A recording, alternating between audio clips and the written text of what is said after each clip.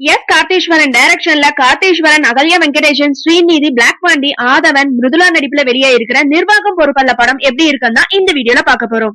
ஏமாந்து போறவங்க இருக்கிற வரைக்கும் ஏமாற்றுவங்க இருக்கதான் செய்வாங்க, ஏமாற்றங்கள் நடந்து கொண்டேதான் இருக்கும் அப்படிங்கறத ஹீரோவை கெட்டவனாக மாறி மெசேஜ் சொல்லும் படம் தான் இந்த நிர்வாகம் பொறுப்பல்ல படத்தோட கதை.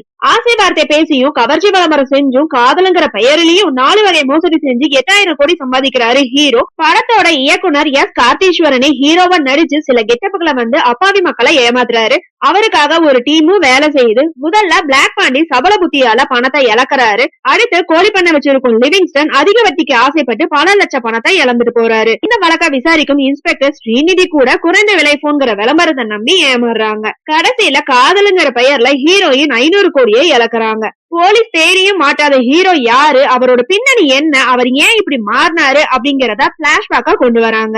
இயக்குனர் ஹீரோ அப்படிங்கறனால தன்னை முன்னிலைப்படுத்தி பில்டப் கதையை எழுதியிருக்காரு. பல கெட்டப்புகளை வந்து மக்களை ஏமாற்றாரு. ஆனா அவருக்கு எந்த ஒரு கெட்டப்புமே செட் ஆகலாம் தான் சொல்லணும். நடிப்பு மட்டுமே சில இடங்கள்ல ஓகேவா இருக்கு. மக்கள் அவர் ஏமாற்றும் விதம் நம்ம அடிக்கடி செய்தித்தாள பாக்குற ஒன்னாதான் இருக்கு. அவர் ஏன் ஏமாற்றுக்காரனா மாறினாரு அப்படிங்கிற சொல்லப்படும் பிளாஷ்பேக் கொஞ்சம் ரசிக்கும்படியா இருக்கு. ஹீரோயினாக வரும் மிருதுளா நடிப்புல அவ்வளவு செயற்கைத்தனம் தான் தெரியுது. ஹீரோ டீம்ல ஆதவன், அகல்யா உள்ளிட்டவங்க இருக்காங்க.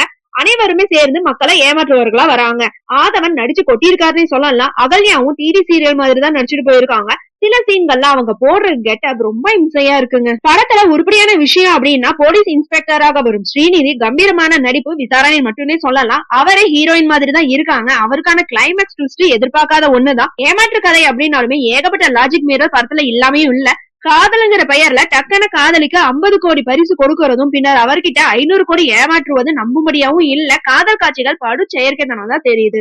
பட்ஜெட் காரணமா பல சீன்கள்ல தரம் சுமாரா இருக்குங்கிறது நல்லாவே தெரியுது. குறிப்பா காமெடிங்கிற பெயர்ல வரும் வசனங்கள் ரொம்பவே போர் அடிக்குது. ஃபைட் சீன் அதுக்கு மேல காமெடியா இருக்கு. ஸ்ரீகாந்த் தேவா இசை அவரே ஒரு பாட்டுக்கு ஆடி இருக்காரு. அது மட்டும் ஓகேவா இருக்கு. மற்றபடி பாடல்கள் அவ்வளோக்கா ஈர்ப்பும் இல்லைங்க.